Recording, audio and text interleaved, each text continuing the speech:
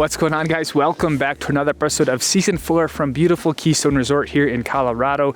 Today is a little bit different. We are not just going to go out and ski around and all that sort of stuff. Still having fun, but today I want to look at two of my favorite cameras, the GoPro MAX and the GoPro Hero 12, with how they pertain to POV, field of view. So perspective, stuff like that on a head cam. So I think one of the things a lot of people struggle with is when you buy a GoPro or another action camera, you go out and ski a ski trip, you come back and the footage just isn't really what you thought it was going to be. So for many years now, I have used the GoPro MAX mounted right up here on my helmet because it provides the best field of view and the most accurate sort of positioning that I can play around with in post-processing to ensure that I get what I want.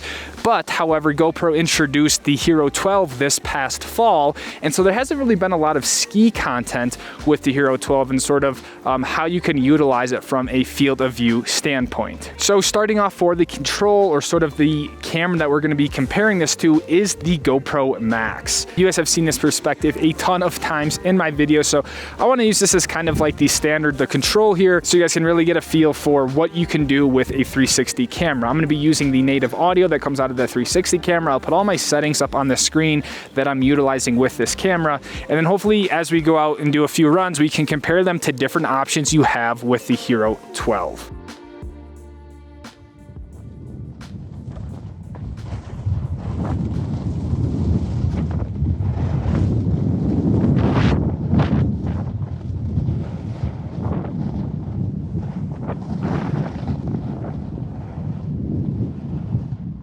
This is a little audio test at speed with some wind, GoPro mounted on my helmet.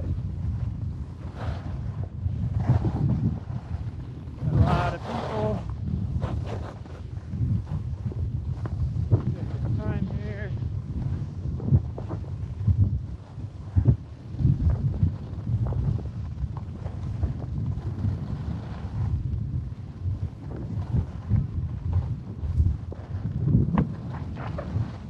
Little audio test. It is a beautiful day out here. Bluebird sky.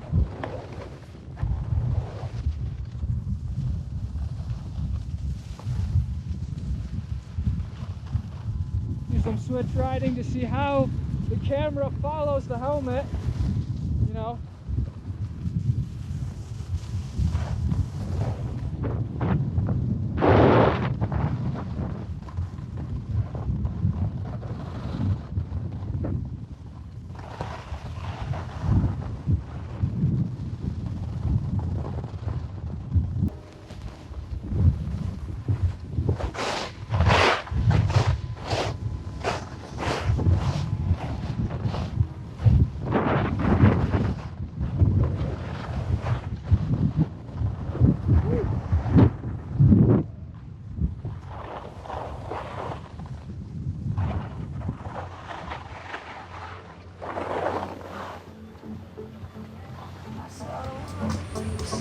The next camera we're going to take a look at is the GoPro Hero 12. Now, starting in the GoPro Hero 11, GoPro introduced what is known as hyperview. This takes the GoPro 8x7 sensor and essentially squishes it down into a 16:9 frame, which is what you are looking at when you view a YouTube video or something like that. So it's really cool that you can utilize the biggest and tallest sensor size that GoPro now offers, but GoPro just squishes it down into something that you can use. So I use this mode all summer long for mountain biking, but I honestly haven't used it yet for skiing. It just gives you a little bit more information on the top and bottom of the frame, which would work well for something like skiing or mountain biking or anything where the action is right down the center. So I'm curious to see what this looks like. Again, I haven't used it, but this way you could just get the Hero 12 as is, pop it into hyperview, put on your helmet, and start skiing.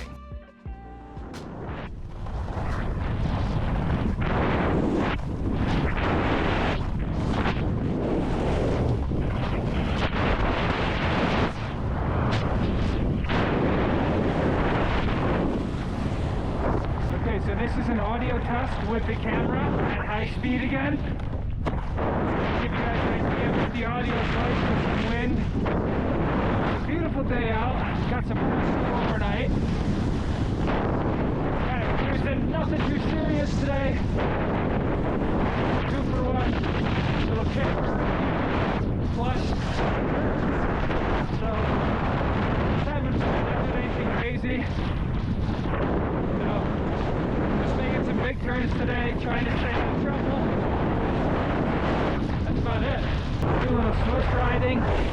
See how the camera follows like the head movement, which is something interesting with the Max.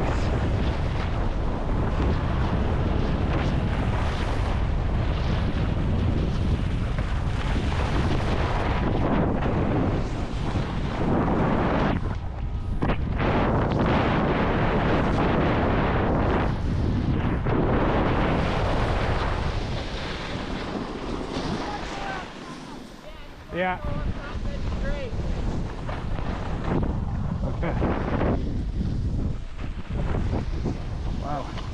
That was not part of the camera route review, but that was a little sketchy because you couldn't see those safety jackets, you know, until you came over the hill. So everyone was blowing through there, but hopefully that guy is all right. Okay.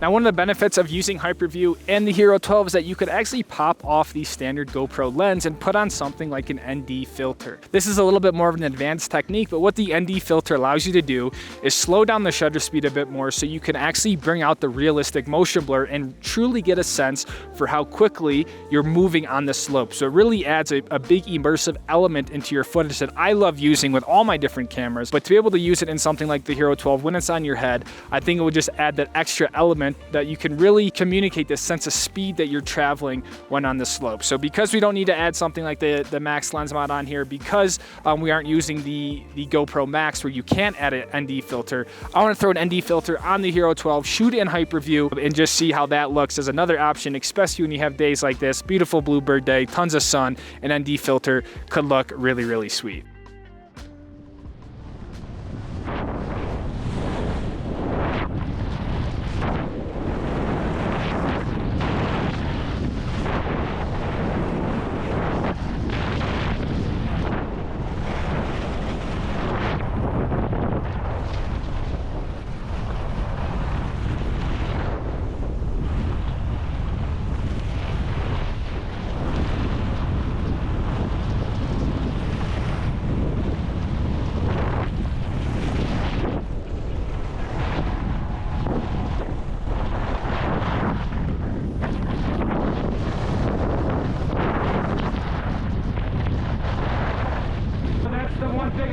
Filters is that it really helps to have a constant sort of environment. So right now, when we're in the sun, it works, but as soon as we start to get in some more of the shadow area, the GoPro is no longer automatically controlling the exposure.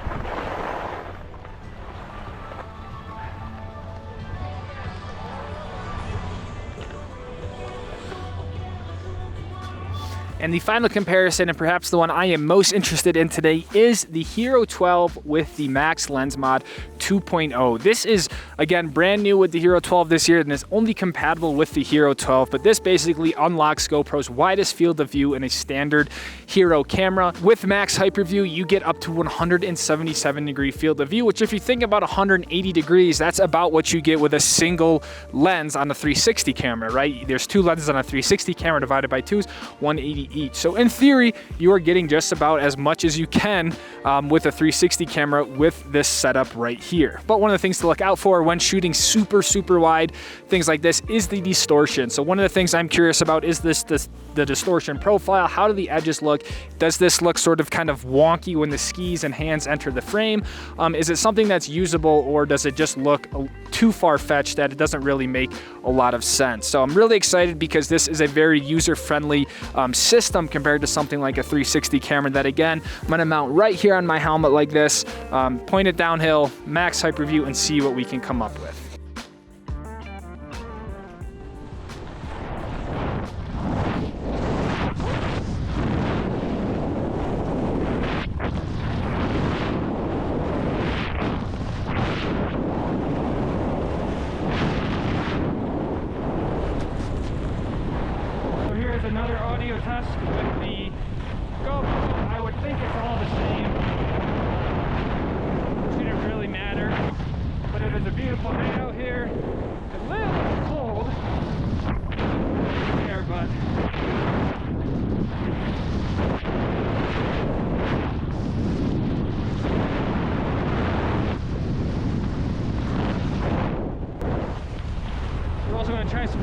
exciting to see how the camera follows the helmet, sort of how the distortion is on the edges when you're looking over your shoulder like this.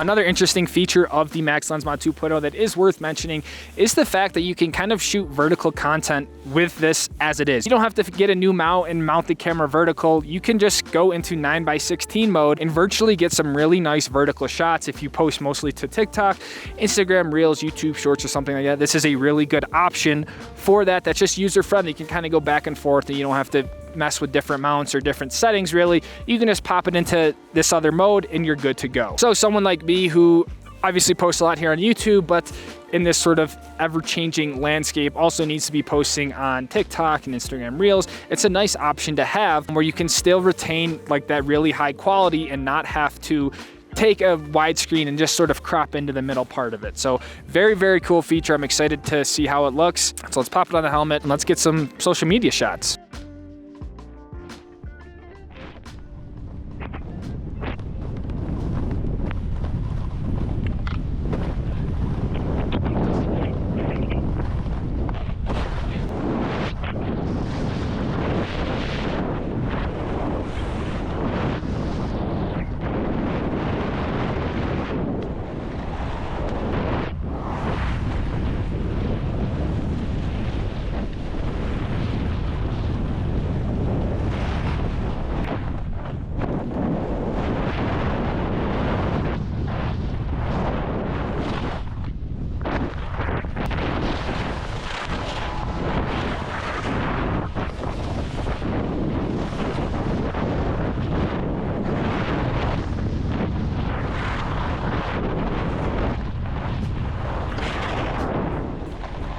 So I am by no means an expert in these types of cameras, but I have been using GoPros for a very long time. So I'm gonna point you in the direction of someone like Abe Kislevitz, who is not only just a mastermind behind the GoPros and editing, but also truly in how they are engineered and how they work best. So I haven't seen any of the footage from any of these cameras yet. So let's head back to Luna, let's head back to the van, take a look at things like resolution, audio quality, dynamic range, but most importantly, just the different field of view that you get with these cameras. It was honestly really cool getting to see the different field of views that were sort of presented by the different options. Just quickly looking through the different, all four things between the GoPro MAX, the hyperview and the ND filter, and then lastly, the Max Lens Mod.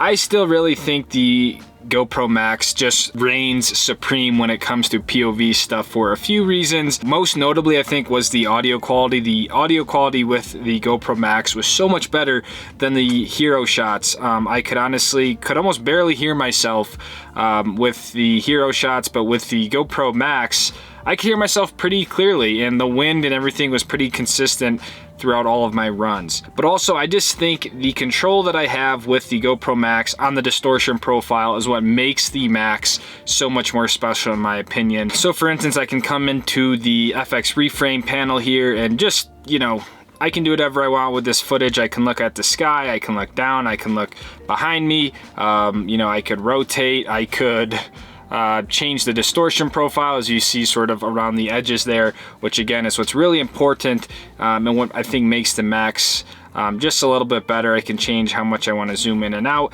and also little things like different sort of super view and hyper view centers and stuff like that, and also honestly mask in different distortion profiles so I can sort of correct the horizon and stuff like that, but then make it so the distortion isn't happening around my skis. So one of the biggest things I noticed, for instance, with a lot of these other sort of wide angle hyperview and max hyperview, if you look at this shot, for example, you can see as the skis enter the frame, they're actually pretty distorted. Like the skis look pretty short, the logos and stuff, Stoke Squad, like it doesn't look right. Then as the ski kind of comes into the center of the frame here, it starts to look a little bit better. But there's like elements as the ski sort of enters the edge of the frame as you're making those turns, that I just feel like the distortion is a lot more noticeable, where with the Max, you just don't have that same sort of distortion throughout the range of the turns, which I just think makes it look way more realistic in my opinion. I thought the hyperview with the ND filter here was honestly